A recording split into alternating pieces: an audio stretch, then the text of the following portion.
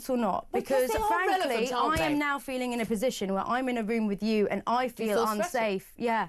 You feel unsafe? I feel unsafe. I feel my heart racing. My hands are starting to sweat. Do you want to touch my hand? Just clammy now. Okay. And I actually think I'm about to have a panic attack from sitting in a room with you. So I'd like to leave now. Yeah.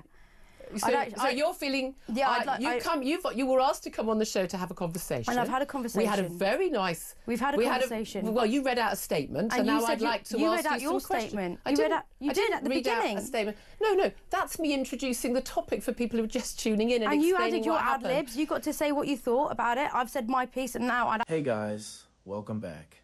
What happens when a fight for basic human dignity is reduced to a hostile studio interrogation? We just watched it unfold in this panel exchange, and it reveals everything you need to know about how reactionary media operates. I'm delighted to welcome back Shivani Dave. She's a journalist and broadcaster. You do a Friday night show on our sister broadcasting station at Virgin, and it's lovely to have you back in the studio. Last time you were here, you were a bit cross with me, and it went rather viral because I referred to you as she and her because you are a woman. You identify as, I believe, non-binary. You prefer the pronouns they, them. And whichever one's the scariest. You took me to task for using what I believe were your correct pronouns. Does that landmark ruling by the Supreme Court change anything for you? Well, so first of all, thanks for having me, Julia. Always welcome. Lovely to speak to you. Friends call me Shiv, so Shivani, Shiv, whatever pronouns scare you the most are fine for me. And I kind of want to say, I wrote you something, because obviously this is a huge topic. So a few sentences, if you let me say what I want to say. In years to come, I believe this decision by the Supreme Court will be considered shameful. Women are, in my opinion, beyond description or categorisation. Women are funny, knowledgeable, powerful, strong, and in my experience with trans women, they're kind. Trans people are not your enemy, and women are marginalised within our society already, here in the UK. Defining women by their sort of biological functions or their appearance has never helped any woman ever. Isn't that what the suffragettes were sort of fighting against in the first place? The ruling and this discussion entirety kind of is resulting in a distraction from the sort of disturbing reality that we're living through, which is, the facts are, the UK has an emboldened far-right population, our government is fuelling a genocide, violence against women and girls has shot through the roof, and spoiler alert, it's not because of trans women. The LGBT community is most likely to experience abuse, addiction, homelessness than the straight community, and within that, those who suffer the most are women, they are trans women. These are women who make me personally feel safe. They're the ones that I want to dance with at 2 a.m. in the morning and watch football with on a Sunday afternoon. The law can define a woman however it wants. You can call whoever you want, whatever pronouns you want, but what are you really going to do? Are you going to make people cis or trans carry ID with them so that they have to prove who they are? Because to me, that sounds like 1930s Germany.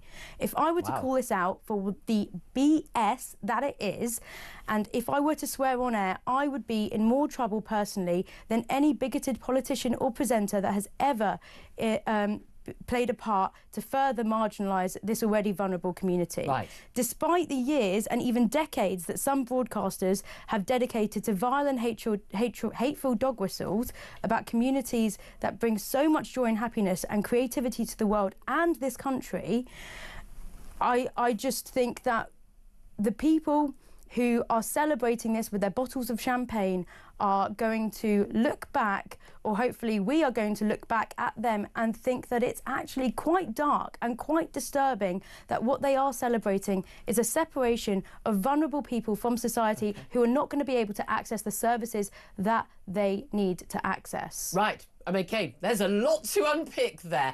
Are you including me, just out of interest, in the vile and hateful... What we just witnessed in this exchange between Julia Hartley-Brewer and Shivani Dave was a masterclass in hostile, bad faith broadcasting.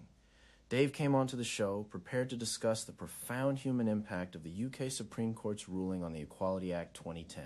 In a heartfelt statement, Dave highlighted the real-world dangers facing marginalized communities, pointing to the alleged rise of far-right hostility and systemic violence targeting women and trans individuals alike. But instead of engaging with these critical societal issues, Hartley-Brewer immediately pivoted to rhetorical traps, using the court's biological sex ruling as a cudgel to demand oversimplified definitions and invalidate her guest's identity on live television. Hartley-Brewer's line of questioning represents a troubling trend in conservative media. By comparing human identity to everyday objects like mugs and tables, the host deliberately trivialized the lived realities of transgender people.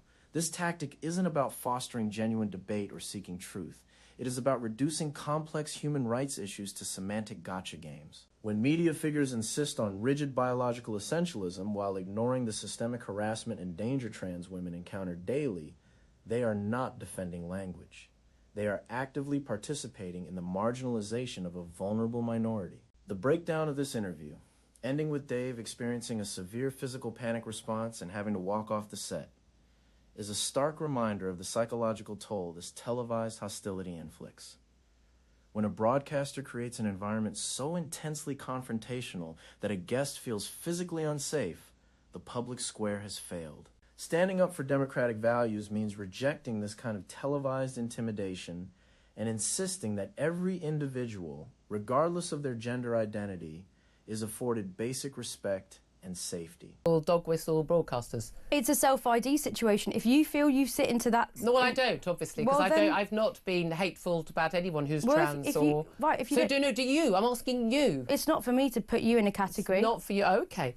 Right, here we go. Right, you say it's shameful. You think this in the future will be regarded as Yeah, shameful. I mean, you obviously yeah. think it's shameful now. Yeah. And trans activists, many of them argue it is. Yeah, Right? I'm not a trans activist. I'm just a person. I know just but I'm talking about clarity, many trans activists. I wasn't including that. When you say women are beyond description and categorisation, well, no, I mean, that's like saying, well, a table or a dog is beyond description and characterisation. We have words, and words are only useful as an ability to communicate between human beings because we all agree what those words mean. So if I hold up this navy blue mug and say that's orange, and use them, well, we have to be using words that have the same meaning. It's navy blue. So when I say it's navy blue, then you have to understand that as the same thing as I understand that. Otherwise, it's a meaningless conversation.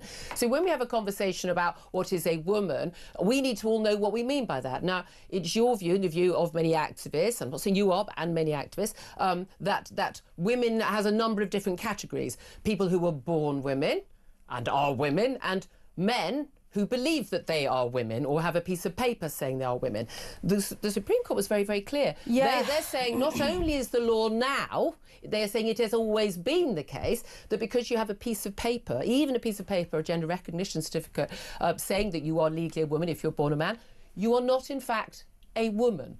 Do you not accept that, or do you accept that ruling? I mean, like that's whatever. Like No, for that's me, not an answer to a question. Let me You're finish not my a 12-year-old. Let me finish my sentence. That is to me whatever, because for me and my community, trans women are women. They have always existed. They will always continue to exist. What does that mean? They've existed. Well, they've always been. No one's saying they're figments of imagination. Yeah, but we are saying that they're women. No, saying they exist is not the same as saying they're women. Well, I'm saying that they're women. But that's not the same as saying fine, they exist. if the law doesn't want to... Well, no, I said we need to use words that have meaning. Well, here's the words that have the meaning, because I've spent time to write these words, right, for you. And we listen to them. Frankly, I would rather share a bathroom with 100 trans women than one legal biological woman who wants to know what's inside my pants. And Julia, if I'm right in remembering, you did ask me what my genitals look like once live on TV. I think that was in the context of a conversation and you raised that issue yourself. I remember the quote. You don't have dangly bits, do you? So do you want to discuss dangly bits or not? Because they are frankly, relevant, aren't I am they? now feeling in a position where I'm in a room with you and I feel unsafe. Yeah.